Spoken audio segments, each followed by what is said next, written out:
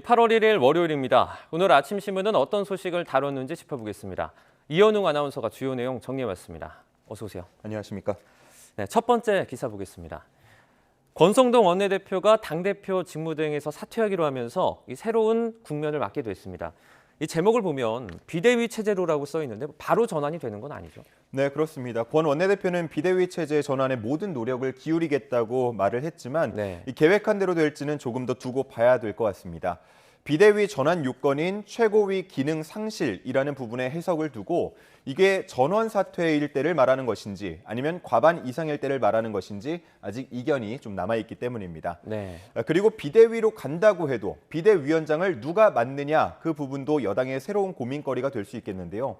현재는 5선의 정진석, 주호영 의원이 언급이 되고 있지만 당내에서는 이른바 윤핵관은 2선으로 물러나달라라는 요구도 있기 때문에 비교적 중립적인 정우택, 조경태 의원까지 함께 거론이 되고 있는 상황입니다. 네. 그리고 비대위원장은 당대표 또는 당대표 권한 대행이 임명하도록 되어 있는데 지금 아무도 없는 상황이기 때문에 과연 누가 임명을 할 것인가 하는 부분을 두고도 논란이 될 수 있다고 전하고 있었습니다. 이런 논의가 되고 있는 상황을 보면서 이준석 대표 측은 당연히 반발하고 있는데요. 비대위가 들어서게 되면 복귀가 무산될 수 있기 때문입니다. 여러모로 여당의 혼란이 지속되는 분위기입니다. 네. 두 번째 기사입니다. 교육부가 이제 만 5세부터 초등학교 입학을 하도록 추진을 하고 있습니다. 여러 가지 논란들이 좀 나오고 있는데요. 기사는 어떻게 다뤘습니까? 네, 그렇습니다. 취학 연령 하향 문제가 이번에 크게 보도가 되면서 여러 각계각층에서 의견들이 나오고 있는데요. 네. 아침 신문들은 대체적으로 반발 의견들을 중점적으로 소개를 하고 있었습니다. 그중에서 동아일보를 준비했는데요. 일단 만 5세라는 나이의 아동이 초등학교 1학년 교육 과정을 정상적으로 수강 가능한가라는 부분에 대한 근본적인 문제 제기가 나오고 있습니다. 네. 이에 대해서는 전문가마다 보는 시각의 차이가 조금 있긴 하지만 40분 동안 집중력을 유지하기 어렵다, 혼자 화장실도 가기 어려워하는데 긴 수업 시간은 무리다라는 의견들이 나오고 있습니다. 그리고 유아 대상으로 한 사교육이 늘 거라는 우려도 나오고 있고요. 어린이집이나 유치원 돌봄 교실에 비해서 초등학교는 이후 인프라가 부족해서 맞벌이 부부에게는 더 큰 부담이 될 거라는 우려도 나오고 있었습니다. 네. 이런 취학 연령 하향 논의는 이전 정부들에서도 진행이 된 바 있는데요. 김영삼 정부 시절인 1993년부터 또 노무현 정부 시절을 거쳐서 이명박, 박근혜, 문재인 정부 때에도 관련 논의는 진행이 된 바 있습니다. 하지만 번번이 효과보다는 혼란이 크다는 취지의 결론이 나오면서 가로막혔는데 이번의 논의는 어떻게 전개가 될지 한번 지켜보시죠. 네. 다음 기사입니다. 제목을 보면 공무원 이젠 싫다로 시작을 합니다. 대학생들의 희망 직업 중에 늘 상위권을 차지했던 게 공무원이었는데요. 예. 이제는 분위기가 좀 바뀐 것 같습니다.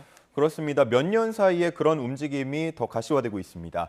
조선일보를 보면 작년에 4만 5천 명 가까운 퇴직 공무원이 나왔는데 네. 그중에 5년 차 이하가 11,500명 정도 됐다고 합니다. 이걸 비율로 따지면 한 4명 중에 1명꼴로 5년 차 이하의 퇴직자였던 겁니다. 공무원이라고 하면 안정적으로 정년까지 오래 다닐 수 있다는 것이 가장 큰 장점 중에 하나로 꼽혔는데 이렇게 5년도 되지 않아서 자발적으로 나가는 경우가 점차 많아지고 있다는 것은 확실히 최근에 공무원 사회의 분위기가 바뀌고 있다라는 걸로 해석이 될 수 있겠습니다. 네. 신문에서는 그 이유 중에 하나로 공무원의 권한과 역할이 줄고 있다는 점을 꼽았는데요. 국회의 힘이 강해지는 추세이기 때문에 상대적으로 성취감이 떨어진다고 보고 있었습니다. 그리고 인사나 보상 또 성과 측면에서도 꽉 막혀 있다는 생각에 미래가 없다라고 느끼는 경우도 많아지고 있다고 합니다. 그리고 흔히 워라밸이라고 부르는 삶의 질 측면에서도 요즘은 민간에서도 52시간제 근무 그리고 재택근무, 유연근무 같은 거를 시행하는 경우가 많다 보니까 큰 차이가 없다고 느끼는 젊은 세대들이 많아지고 있다는 내용도 있었습니다. 이런 분위기 속에서 공무원 시험 지원자 수가 크게 줄고 있다고 하는데요. 올해 국가직 9급 공무원 시험의 경우 5년 전보다 27.5% 정도가 줄었는데 같은 기간 2030 인구 감소폭이 6%였다는 점을 고려했을 때에도 확실히 좀 선호도가 떨어졌다는 걸 알 수 있었습니다. 네. 저희가 이른바 철밥통이라는 표현을 써가면서 상당히 큰 인기를 끌었었는데 저희가 눈여겨보도록 좀 하겠습니다. 네. 다음 기사입니다. 네, 코로나19 관련 내용인데요. 증가세가 주춤하긴 하지만 아직까지도 일일 신규 확진자 수가 수만 명씩 나오고 있습니다. 이런 가운데 지금 물놀이 관련해서 감염을 좀 비판하는 그런 기사가 나왔어요. 네, 그렇습니다. 한국일보에 실린 사진인데요. 더운 여름철을 맞아서 대규모로 물을 뿌리는 콘서트나 공연, 축제 같은 게 최근에 많이 열리고 있습니다. 네. 지금 확대된 사진을 보셔도 아시겠지만 마스크를 벗거나 아니면 반만 걸친 분들도 계시고요. 또 쓰고 있더라도 또 물에 젖다 보면은 이게 결국은 무용지물이다라는 지적은 이전부터 잇따랐습니다. 네. 그리고 실외이긴 하지만 여러 사람이 이렇게 한 공간에 밀집해 있고 또 콘서트의 경우에는 함성을 지르지 않습니까? 그러다 보면 침방울이 튈 가능성도 크다는 점 계속해서 지적이 되고 있습니다. 그렇기 때문에 실제 이런 물놀이 공연을 다녀온 후 확진이 됐다는 후기가 인터넷에 속속 올라오고 있다고 하는데요. 한국일보는 방역 당국이 이에 소극적으로 대응한다는 지적이 나오고 있다고 전하고 있었습니다.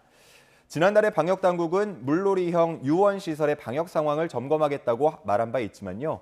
이러한 물놀이 공연에 대한 언급은 없었다고 지적하기도 했습니다. 네. 이런 상황에서 기사에서는 자율 방역 기조를 내세운 정부가 물놀이 감염에 손을 놓고 있다고 표현하기도 했습니다. 네. 결국은 좀 지적하는 기사였습니다. 네. 다음 기사입니다. 을지 프리덤 가디언 훈련이 을지 프리덤 실드라는 이름으로 부활한다는 소식을 저희가 전해드린 바 있는데요. 이 밖에도 다양한 이런 연합훈련이 지금 진행이 되고 있죠.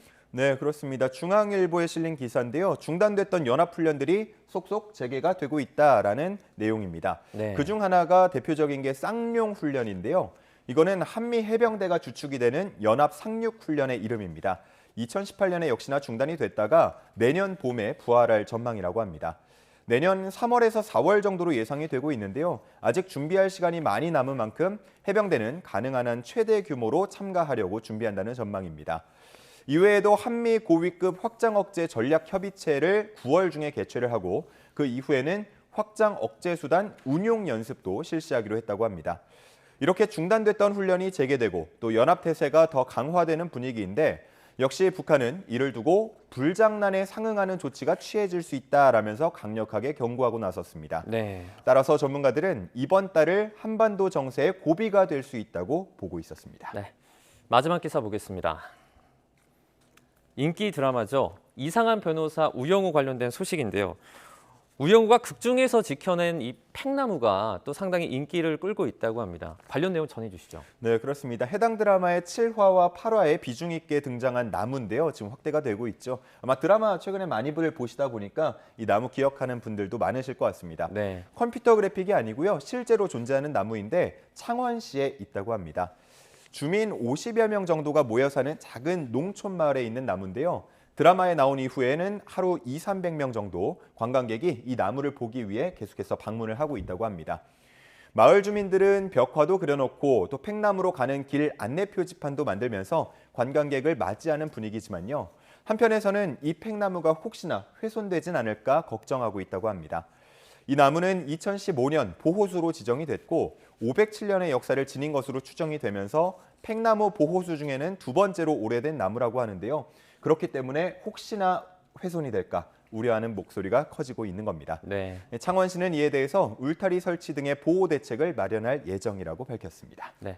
이제 문화재청이 이 드라마처럼 이 나무를 천연기념물로 지정할지 또 조사 중이라고 하니까요. 저희가 또 지켜보도록 하겠습니다. 네. 여기까지 듣겠습니다. 고맙습니다. 감사합니다.